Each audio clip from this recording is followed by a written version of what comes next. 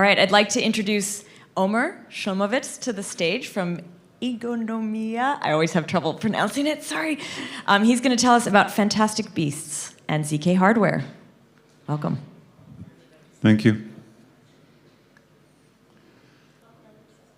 Oh, thank you. So my name is Omer.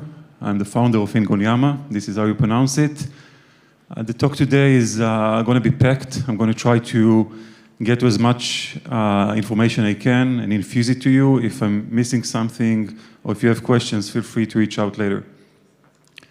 I'm going to start with the scope of what do I mean when I say zero knowledge, ZK, ZKP. I'm going to use this word many times in the talk. And obviously, we have many ZKPs, like in different shapes, forms. And we can, I don't know, maybe divide them into several families. So we have this line of work, Quicksilver, Mystique, Wolverine, Ant-Man, which is not the focus here. It's not about, these are, I think, you can classify them as interactive zero knowledge proofs. We have also zero knowledge based on MPC in the head kind of line of work, Ligero, Ligero++, and so on. While fantastic work with really great performance. Again, not what we look into right now when we talk about ZK in the context of hardware, and even not Mali, Nova, God16, and variations of Plonk, which are the protocols that we base most of our systems on. What I'm trying to, or what I want to focus on is actual systems that are, let's call them production ready or close to it, and we have many examples to this in the space, right? Here I give a few of them. So these are systems that, besides just the ZK protocol that is in like the backend or something, there's also significant software engineering effort that we're put into making them meet real-world criteria. Right. So we are used, when we talk about ZKPs, we used to kind of discuss or to mention the benefits and all of the advantages we get with ZK and ZK snarks, stacks, and so on, right? It can be in small proof, fast verification, and so on. However, in real-world systems, we deal with asymptotic complexities that are no longer, right? Now everything becomes concrete. So we need to take into account all of this into our consideration, right? So what I mean by that, first, we want to focus on the prover overhead, the computation of the prover, which is the obvious kind of goal for acceleration in hardware. Based on Justin Teller blog for A16Z, he estimated 7 orders of magnitude overhead in terms of comparing to just running the computation on a CPU, right? He's done it kind of based on analysis of a front end and back end, as you can see in this figure. Now, what it means is that we want to try and accelerate metrics matrices such as latency, throughput, and even memory. I mean, this is surprising. There's this quote here from one of the papers that is not coming from the, it's more from, I think, from one of the systems that are for interactive snarks and our interactive ZKP, and they asked them to, in the reviewer asked them to kind of try and compare the memory for to other systems. There's a huge blow-up. I'll touch a bit on this later, but we also want to try to optimize at least the memory consumption while computing a proof. Okay. Now, to do all of that, we obviously have algorithms which have been around for a few decades now. We have software engineering, and we have hardware, which is what we want to focus here. So, as I mentioned, ZK prover is the main goal of what we want to improve is computation and try to accelerate it or make it more optimized or efficient. And let's try to analyze what does it mean, okay? So let's look at the cake. This is when we look at the actual computation that happens inside of a prover. So we have basically 3 parts. We have the multiscalar multiplication, we have the Fourier transform, the NTT, right? NTT is Fourier transform over finite fields. And we have what I call here fluff, right? So this is the rest of it, and I'll explain a bit about it later. So to give a concrete example, this is data from RapidSnark. RapidSnark is a backend based on God16. So we know that there's pairing, so we have basically two elliptic curves, so we have 2 times MSM, as you can see here, for G1 and G2, and the G2 is even more complex because it's over extension field computation. And you can see that roughly for different sizes of circuits, we get here like 90% MSM and 5% to 7 NTT. And so it means that there's also fluff, right? So it's, I guess, similar. I mean, it's an estimation. Obviously, it's nothing here is going to be concrete. It's just kind of to give you a high-level idea. Now, another thing that's important to say is that this is what, let's name it SNARK, okay, just for the sake of this conversation. We can also look at something called a STARK, where basically we eliminate MSM, and we are left only with NTT. We still have fluff, right? We cannot ignore it. And also there are systems like NOVA, where there's the opposite, either there are no entities, only MSM, okay? So basically all of them are based on the same computational problems. Now, once we understand that, let's try to build together some idea on how to accelerate this proof of computation, okay? Let's do it like step by step together. So we have the host and we have this box that is our dedicated hardware. And the first thing that comes to mind is obviously let's just accelerate the MSM, right? So we need to add some memory and then some IP core for the MSM. But this would give us, remember that we have like maybe 80, 90% MSM. So at the best we can get like 10x if MSM is completely eliminated. We get a 10x improvement. And this is not why we do hardware. I mean, 10x is not a good motivation for going into dedicated hardware.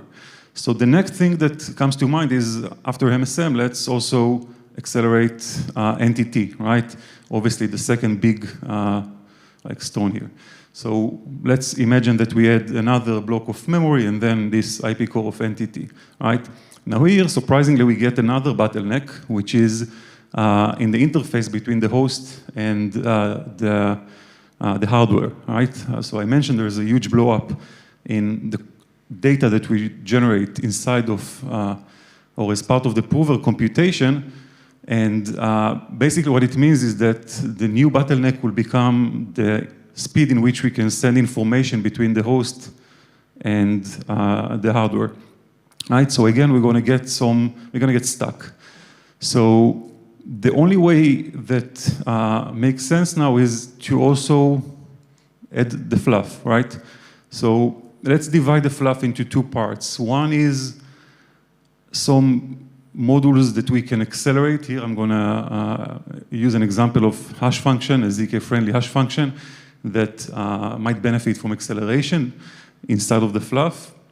Again, for some systems, this might be much more than 5%, but for our mental model, this is enough.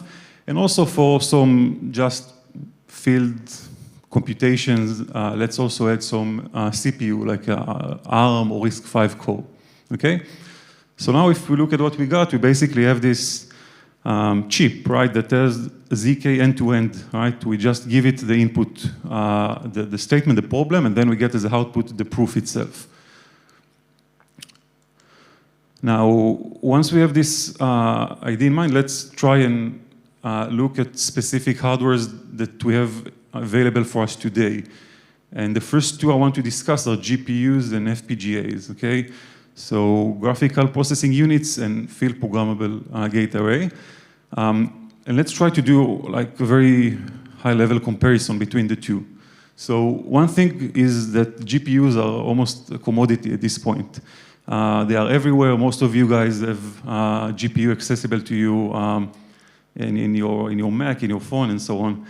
And it's not the case with FPGA, although now we see this FPGAs in the cloud. This is kind of becoming a trend, and it makes the accessibility of this type of hardware significantly better.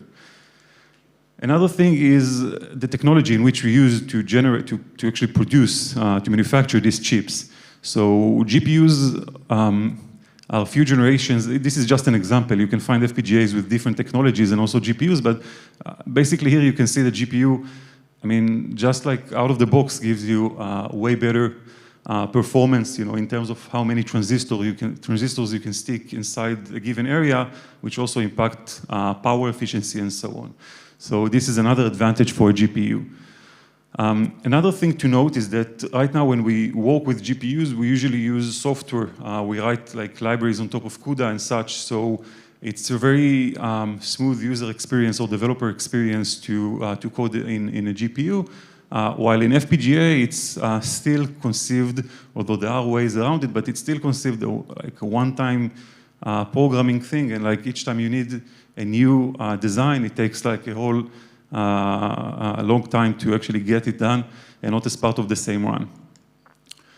However, in both cases, it's going to be hard to implement ZK end-to-end for different reasons, right? So the GPU is simply not customizable enough when you think about doing together the fluff that I mentioned, the memory management, the MSM and the NTT. And for the FPGA, it's very limited in the resources that you get, right? So even elliptic curve addition, which is very important, as I'll show in a few slides, is something that can take up to half of an FPGA, right? And this is just like one very simple mathematical operation. So one thing that I want to also share is like where do we stand today in comparison of performance between the two. So I'm going to share some of our results from latest paper called Pipe MSM. And what we chose to highlight here is like the cost per running one MSM. So again, first, it's not an entire ZK, it's just like one multi-scalar multiplication of given sizes. The size, the length of the MSM here is somewhat representative, although we're interested also in lengthier MSMs, but for example, Alio is focused on the 2 to the 15, to the 16 and such. So it's kind of like in the same where we are, it's in the interest area. And you can see that there's like this efficiency that you get when you use this FPGA. Again, what we measure here is this like integral of the, over time of the power consumption. Now, few disclaimers. One, there's a huge variance when it comes to GPUs. I mean, in hardware, it's like the same thing every time, but the GPU, really different if it's a consumer GPU or if it's a data center GPU, and so on. Second, as I said, larger vectors are also interesting. And finally, I already know that both in FPGA and GPU, there are already way better results than what is presented here, and I hope that maybe in ZPRIZE and other we'll see some of them. Right, so this is a good point also to mention a third type of hardware, which is ASIC, right? This is an integrated circuit that is very specific to the problem at hand. And this is probably the best chance we have to get this ZK end-to-end, okay? We know as kind of one signal that we have is that at least we know in terms of power consumption, we're supposed to be 10x better when it compares to an FPGA, which is already better than a GPU. So this is kind of comparing two papers that one was on ASIC, one on FPGA. It does not exist today. One of the reasons is that it takes like forever, like a few years to get it done, to get actual ASIC in the market. It can take 2-3 years even. And also there is this thesis that says that it's a risk because ZK protocols are like a moving target. Now, I don't think this is the case, but I won't try to argue it here. Happy to talk about it later. All right, so now I want to talk about specific implementations in hardware of ZK primitives, of the computation that we saw before, and kind of give you a sense or some intuition about what it means to write them down in hardware. So we'll start with the modular multiplication. So this is like a very basic primitive. We use it for all of the computation we do. So it's very useful to accelerate it. Basically, it's just taking A times B and do some modulo Q, okay? So let's develop it a bit, right? So basically, it's AB equals to some number that we don't know of times that we need to repeat Q.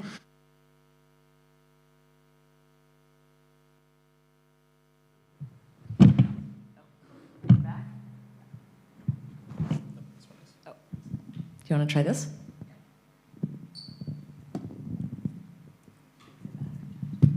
Okay, so as I said, this is the, when we try to open it up, this is what we get. And in equation 3, this is our estimation. So we don't know this number L, so we need to estimate it.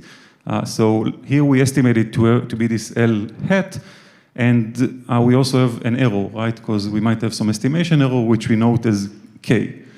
Just rearranging the elements, we get that what we need to compute is this residue R, which equals to this expression at number 4. So what was commonly done before is the estimation was really tight. Like we wanted the estimation, or at least like previous generations of modular multiplication, wanted the estimation to be as good as possible.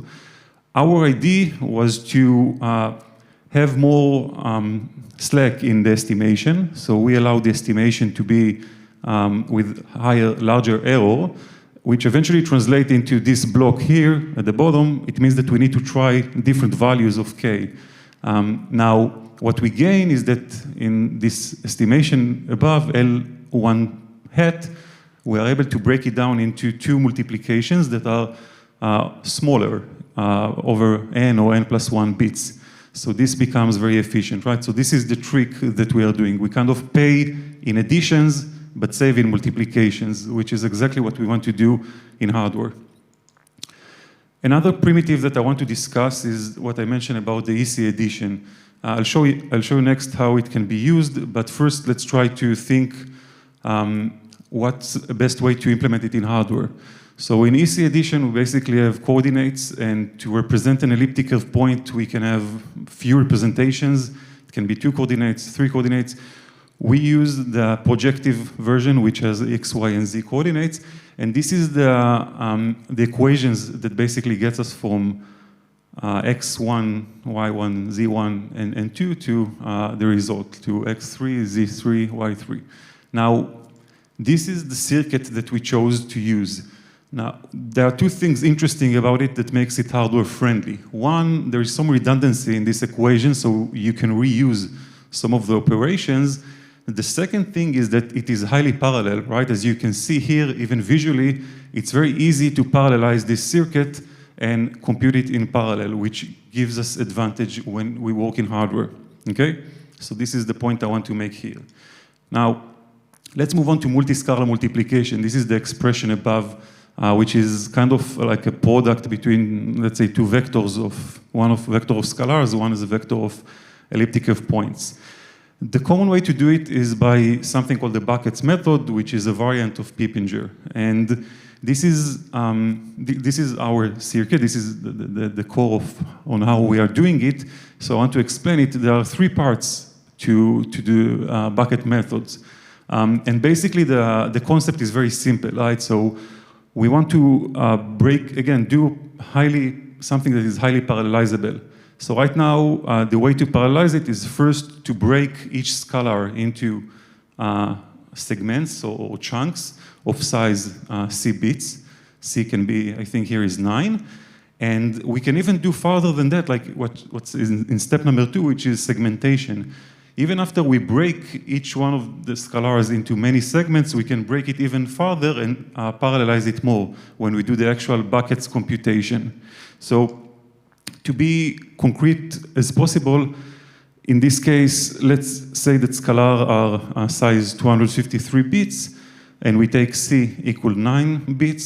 So it means that we have 29 bucket accumulators. This is this block in, I don't know what color it is. And each one of these bucket accumulator can be broken down, as I said, into, let's say, M equal 8 segments. So in each one we have like 64 buckets. So this is exactly it. Now, what you can see is that first we have this EC addition here in green at the end. So this is something that we keep doing over and over again. This is like the main computation that's being done. So we translated MSM entirely into EC addition operations that are happening in parallel all the time. Finally, by the way, we need to accumulate all of the things together. This is step number 3. This is the final accumulation, which also takes some computation time. There is this cost function here at the end. that kind of takes all of these parameters into account and allows us to also simulate and test many of the parameters. I mean, usually you don't want to just implement in hardware before you have your parameters fixed. Okay, let's move on to entity. So here I think, for me, the best way to explain what is entity to begin with is by just spitting out the algorithm, right, for Kulitukki FFT, which is the standard way we do today this mathematical operation. This is, by the way, used in ZK mostly when we want to multiply polynomials and so on. And the interesting thing to look at is lines 14 and 15. This is the main computation that happens here. This is a recursive algorithm, and you can see that you have this same operation of addition and multiplication in a constant, right? And the constant here is the roots of unity.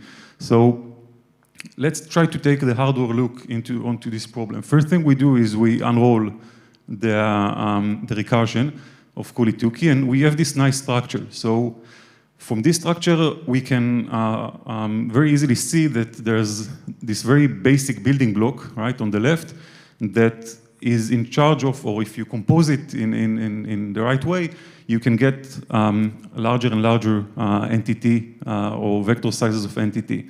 And this small building block, what it does is just this operation that I talked about before. It's addition or multiplication in a constant and addition, right?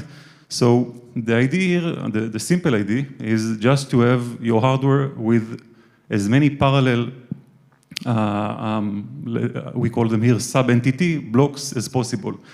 Obviously, the sub-entity block can be not just the basic operation, but one larger than that. Another parameter we can play with, except of the number of sub-entities we put in the hardware, is also in computing this constants. So one way to do it is by just writing all of them to memory and retrieving them from memory, but maybe you can also compute them on the fly. So here in our cost function here, we have this parameter, the parameter b, that gives us this idea of how many we want to compute on the fly versus how many we want to retrieve from memory. K here is for the, let's call it parallelization factor, and F is just the frequency, because obviously if we run in a higher frequency, we can have faster time. Finally, I want to talk about the fluff. So here I'm going to choose an example, the Poseidon hash function, which is a ZK-friendly hash function, and it's very common in today's ZK systems. So basically a hash function, like Poseidon, is composed of three different parts. We have the nonlinear part, the S-box, right? Like taking something to the power of 5. We have the linear part, which is matrix multiplication, and we have some manipulation with addition of constants. So here is our design. And let me explain to you what we see here, because I know this is probably the most complex that we have here in the slides. So first thing to note is that this is a multi-core design, right? And why is that? Because usually when we use Poseidon in ZK circuits, in ZK computation, we have a Merkle tree, or this data structure, that requires us to take one input or one output of a hash function to be the input of another hash function. So this ring design of or ring topology allows us to take one output and connect it to the next available hash module that can take it. It's also multi-threaded, right? So here in green we have few Poseidon processors, and the simple reason is that once you start processing a Poseidon hash, then it takes more than one clock cycle. So we have all of these operators or gates available at some point. So we want to utilize them as much as possible, meaning that once we have something free, we just start another thread with another hash. So it's a multi-core, multi-hash that allows us to handle these tree-like data structures, like Merkle tree, in a better way.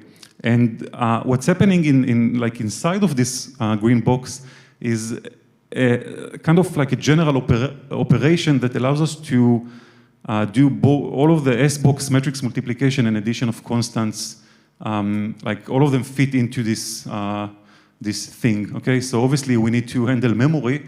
It's obviously important, but basically by having this A times B plus C, we can, and like I can show you later if you want how every operation can be handled with like this specific box.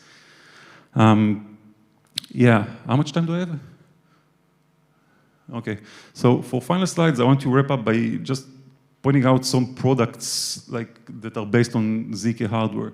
It's, I don't know how much, if it will make too much sense, but kind of try to put it in a way from, you know, hardware that takes huge proofs and make them like from hours to minutes, all the way to, you know, just already very optimized and small circuits that you want to kind of run without spending battery life at all, right?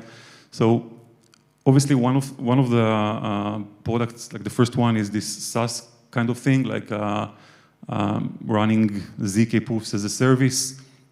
And this is something that can help, for example, ZK VM. We also, as I mentioned, cloud-based marketplace or FPGAs is also something that we see on the rise. It can be very useful for ZK app developers that don't want, like they don't want to do the DevOps. They want just to get an infrastructure and just have a ZK in their application. There's also like physical, let's call it mining machines for some of ZK use cases today. And as I mentioned, there's IP core, like take just one function, let's say for decentralized identity that makes it like really, really smooth and just like use it in some other processor like what you have in the iPhone. That's it. Want to thank Lucas and yeah, thank you.